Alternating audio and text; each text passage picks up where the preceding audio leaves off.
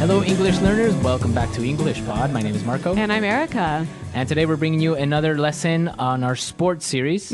We're talking about baseball today. Baseball, the American national pastime. Is it? Yes, it is. Okay. So we're going to be looking at this interesting sport that is played mainly in the Caribbean. And, well, it's actually very popular in the United States and Japan. That's right. Korea. Yep. So we're not only going to learn a bunch of baseball language, but we're also going to see how baseball has a big influence on English in general. That's right. So we're going to learn a lot of great things today. So why don't we start and listen to our dialogue?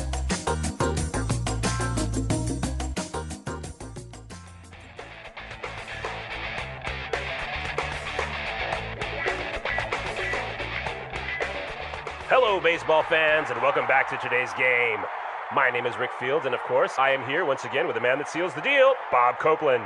It's a beautiful day to see two world-class teams face each other and fight for their right to be called champions. Well, the national anthem has just been sung, and the umpire has started the game.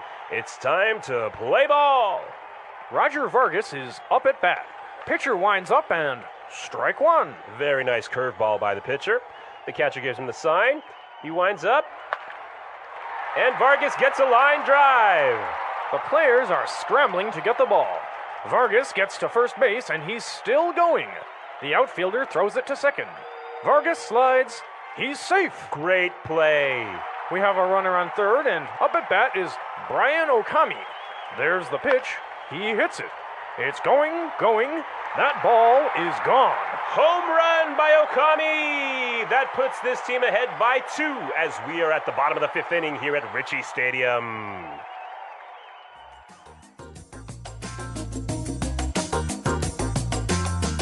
All right, well, a pretty exciting game there at Ritchie Stadium. Exactly, and we have some interesting players, Roger Vargas and Brian Okami. All right, so, well, we saw some great words, and, well, it's time for us to take a look at them now in Language Takeaway. Language takeaway. Okay, we're going to look at some common sports and baseball words here. Now, the first phrase, we'll hear this almost at any sort of international sports event, right? Exactly. And it's the national anthem. National anthem. National anthem. So this is a song, right? Exactly. It's the song that you sing about your country. And many people confuse it, right? Yeah, a lot of people might say national hymn. Okay, hymn. Because in some languages, it might be like a hymn, like literally translating. Yep. But in English, it's called the national anthem. The national anthem. All right. So what about our next word? Well, we were talking about the pitcher. Pitcher. Pitcher. The pitcher. Pitcher. Okay, and now this is one of the players on a baseball team, and his job is to throw the ball. To throw the ball really fast. So that the guy can hit it with the bat. Okay, so that's the pitcher. Now, the interesting thing is that the baseball commentator said the pitcher winds up. Winds up. To wind up. To wind up. Okay, well, let me paint you a picture. Okay. So imagine a clock. Uh-huh. And you're turning the clock to wind it up, to get it ready to go. To make it work. Exactly. So imagine the pitcher doing the same sort of thing, bringing his arm back behind him, getting ready to throw the ball. Okay, so that is to wind up. Very good. So you can use this word not only in baseball, but for other things that require you to do this action. Right, to turn something and get it ready to have lots of power. Like some toys. Yep. Or maybe like a music box. Okay. Wind up.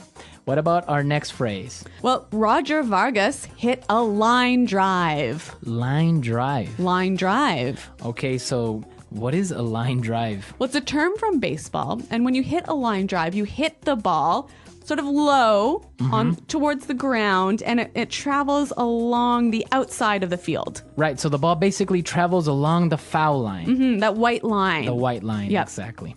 Very good. So that's a line drive. And so the players on the field were scrambling to get the ball. Scrambling. Scrambling.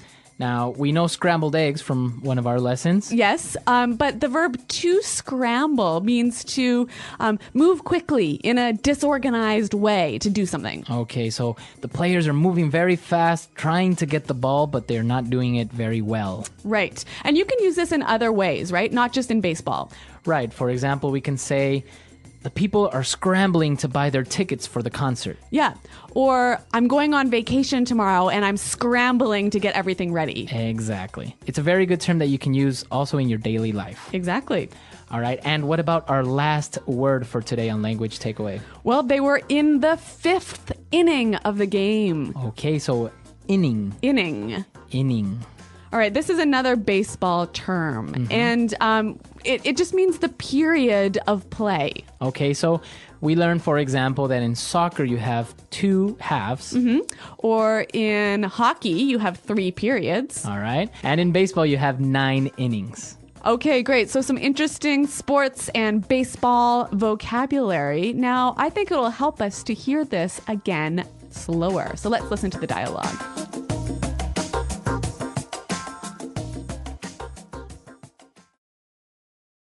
Hello, baseball fans, and welcome back to today's game.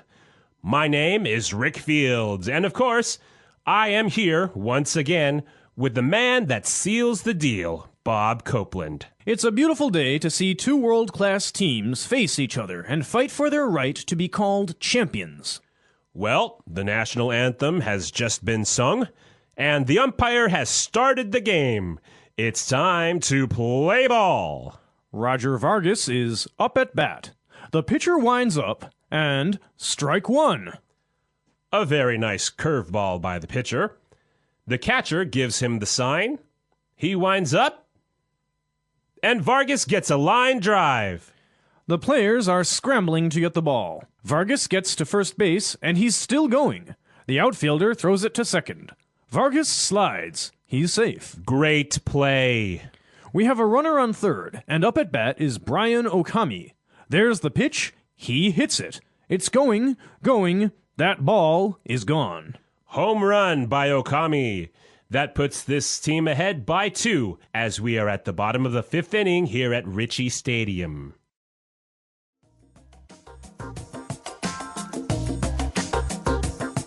All right, so as we said, there are a lot of English terms that come from baseball, but we use them in business context or in your daily life, right? Yeah, why don't we look at those now in Fluency Builder? Fluency Builder.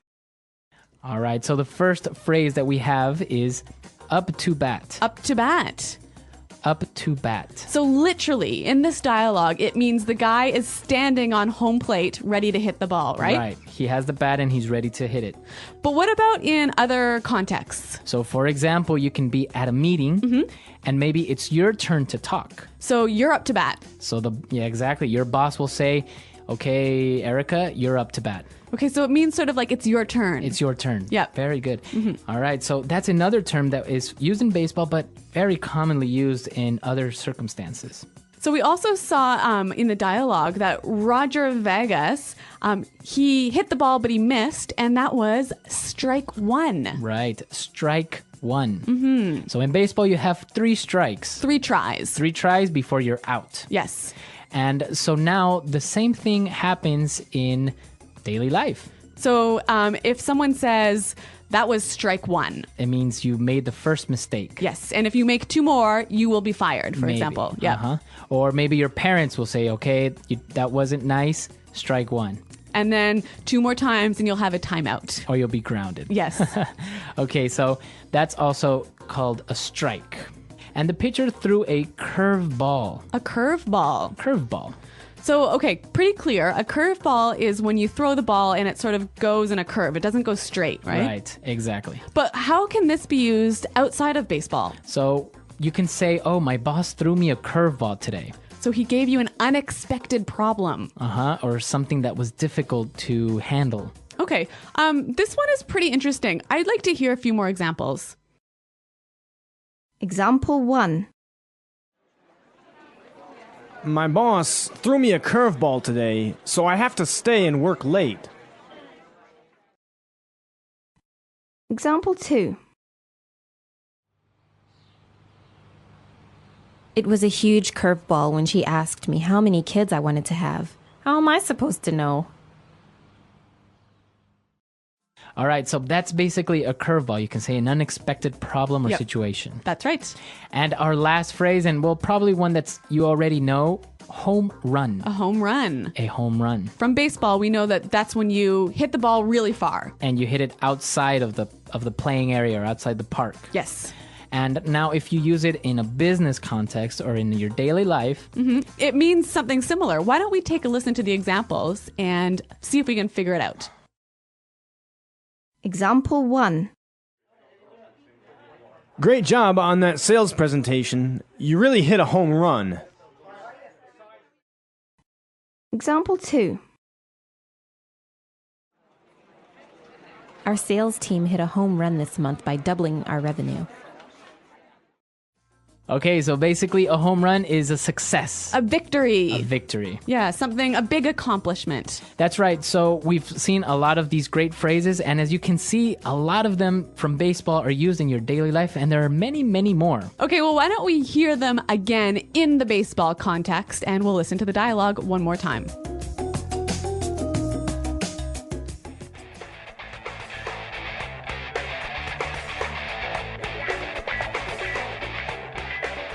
Hello, baseball fans, and welcome back to today's game. My name is Rick Fields, and of course, I am here once again with the man that seals the deal, Bob Copeland. It's a beautiful day to see two world-class teams face each other and fight for their right to be called champions. Well, the national anthem has just been sung, and the umpire has started the game. It's time to play ball. Roger Vargas is up at bat. Pitcher winds up and strike one. Very nice curveball by the pitcher. The catcher gives him the sign. He winds up, and Vargas gets a line drive. The players are scrambling to get the ball. Vargas gets to first base and he's still going. The outfielder throws it to second. Vargas slides. He's safe. Great play. We have a runner on third, and up at bat is Brian Okami. There's the pitch. He hits it. It's going. That ball is gone. Home run by Okami. That puts this team ahead by 2 as we are at the bottom of the 5th inning here at Ritchie Stadium. All right, so an interesting dialogue, a very interesting sport. And well, personally, I never played this as a child. Me neither, really. I don't really like it too much, but it is kind of fun to go to a game, and especially in the United States, have those hot dogs and all that stuff. Okay, yeah.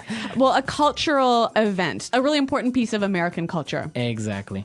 So, well, we encourage you to come to our website, englishpod.com. Tell us what you think, and also, of course, if you have questions or doubts, be sure to tell us. If you have any other sort of baseball-related phrases, let us know about them on the website. Okay, so we'll see you guys there. Thanks for downloading, and until next time, goodbye. Bye.